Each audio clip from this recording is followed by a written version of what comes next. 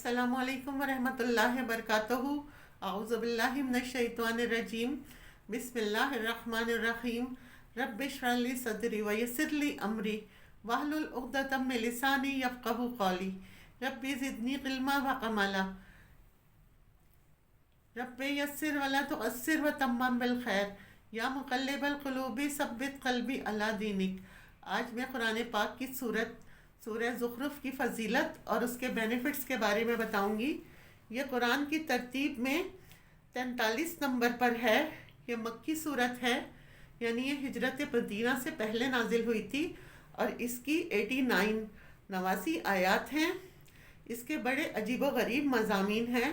ज़ुख़रुफ़ अरबी ज़बान में सोने को कहते हैं, सोना चांदी जो होता है उस सोने को। असल में इसमें एक हकीकत बयान की गई। जब सरकार दो आलम मोहम्मद मुस्तफ़ा सल्लल्लाहु अलैहि वसल्लम ने दावत नबूवत मिली उन्हें, तो उस वक्त मुशरिकीन मक्का ने एक इतराज़ ये उठाया कि आप तो एक गरीब और यतीम शख्स हैं कि जिसके ऊपर कुरान करीम जैसा शानदार कलाम उतरा है। हालांकि ताइफ के शहर मक्के में बड़े बड़े मालदार और दौलतमंद लोग मौजूद हैं, बड़े बड़े सरदारान कुरैश हैं। उनमें से किसी पर यह कलाम इलाही क्यों नहीं उतरा? अल्लाह ने इस यतीम और गरीब को क्यों मुंतखब किया? उन्होंने ये एतराज़ उठाया, अगर इन मालदारों में से किसी पर यह कलाम इलाही उतरता तो हम उसको मान लेते। अब इस यतीम को क्यों माने? इस पर अल्लाह तबारक व तआला ने इस सूरत में ये आयत उतारी, जिसमें यह हकीकत बताई कि अगर अल्लाह ताला को ये खौफ ना होता कि सारे के सारे इंसान काफिर हो जाएंगे, तो अल्लाह ताला इन काफिरों की छतें सोने की बना देता, इनकी सीढ़ियाँ सोने चांदी की होती जिनके ऊपर ये चढ़ते, इनके तख्त सोने चांदी के होते, यानी सोना चांदी इनके घरों में बिछा देता।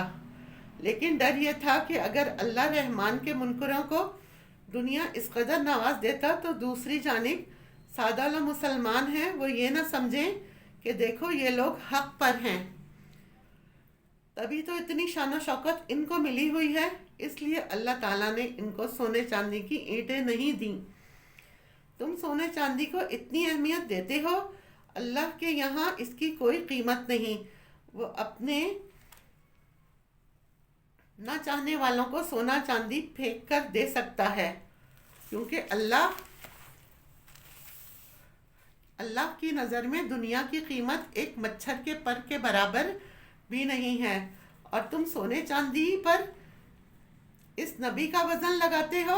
हालांकि इससे पहले फ़िरौन ने भी यही बात की कि देखो मूसा को जो मुझे दावत हक़ देने आया है, जो शहंशाह कायनात का कासिद लेकर आया है, इधर मेरे कासिदों को देखो, सबके हाथों में सोने के कंगन, शाही लिबास, सोने के तारों की जैकेटें पहने हुए हैं। ये शान व शौकत, मेरे कासिद इतनी शान वाले, और ये जो पैगाम लेकर आया है ये कासिद कैसा है? जैसा ये है वैसा ही इसका खुदा होगा। मैं वाकई बादशाह बनने का अहल हूँ, मैं वाकई खुदा हूँ। ये तो गरीब है और इसका खुदा भी इस जैसा है। अल्लाह ताला ने इसी सूरत में ये हकीकत बयान की। फिर अंजाम क्या हुआ? वही गरीब मूसा इस मिस्र के ऊपर हावी और फ़िरौन और उसके सरदार दरिया में गर्क हुए। लिहाजा इस पर मोहम्मद सल्लल्लाहु अलैहि वसल्लम का वज़न ना लगाओ। मोहम्मद सल्लल्लाहु अलैहि वसल्लम को जो शान अल्लाह ने दी है वो तो रहमतुल लिल आलमीन है, अंबिया के सरदार हैं। दूसरी बात, मुशरिकीन मक्का ने ये कह रखी थी कि ये मलाइका यानी फ़रिश्ते जो हैं ये अल्लाह की बेटियां हैं। अल्लाह ने इस पर भी एतराज़ किया कि तुम कितने नालायक हो, अल्लाह की तरफ फ़रिश्तों की बेटियों की निस्बत करते हो, जबकि अल्लाह तबारक व ताला इन चीज़ों से बालतर है। फिर एक और मुकाम पर फरमाया कि तुम्हारी ये तकसीम कितनी बुरी है कि अपने लिए तो तुम बेटे तजवीज़ करते हो और बेटी होना ऐब समझते हो, और फिर इसे ज़िंदा दरगोर कर देते हो कि ये तो माथे पर दाग है, और फिर अल्लाह की तरफ बेटियों की निस्बत करते हो। ये कितनी बुरी तकसीम की है तुमने। फिर मुशरिकीन ने ये बात कही कि हम तो अपने बाप दादा के दीन पर हैं, हम मोहम्मद के दीन की बात नहीं सुनते, हम इस कलाम इलाही को نہیں سنتے۔ اس پر اللہ تبارک و تعالیٰ نے اس صورت میں یہ حقیقت بیان کی کہ ابراہیم علیہ السلام بھی تو تمہارے باپ دادا میں سے ہیں، ان کا جو دین ابراہیمی ہے اس پر کیوں نہیں چلتے؟ ابراہیم کا دین شرک نہیں تھا، وہ توحید پر تھے۔ انہوں نے تو صرف بتوں کی مخالفت ہی نہیں کی تھی بلکہ بتوں کو توڑ ڈالا تھا۔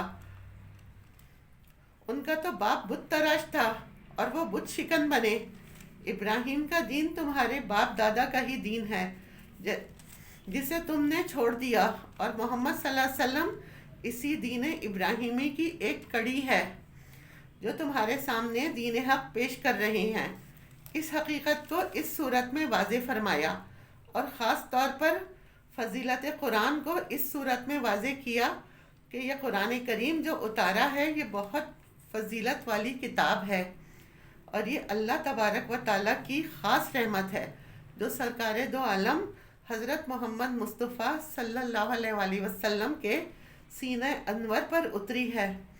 اور اس صورت میں اسے دلائل کے ساتھ ثابت کیا گیا، فرمایا یہ سونا چاندی جن کی تم قیمت لگاتے ہو ان کی اللہ کی نظر میں کوئی حقیقت نہیں۔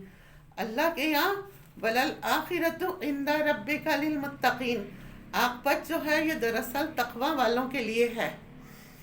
اس کے اندر جنت کے وارثوں کا ذکر ہے جنہوں نے کلام الہی کی حقیقت کو سمجھا، سرکار دو عالم حضرت محمد مصطفیٰ صلی اللہ علیہ وسلم کے سینے سے جو ملا اسے اپنے سینے سے لگایا تو ان کو اللہ نے جنت کا وارث بنا دیا، اور اس پر آیات اتار دی، وَتِلْكَ الْجَنَّةُ الَّتِي أُورِثْتُمُوهَا فَبِمَا كُنْتُمْ تَعْمَلُونَ۔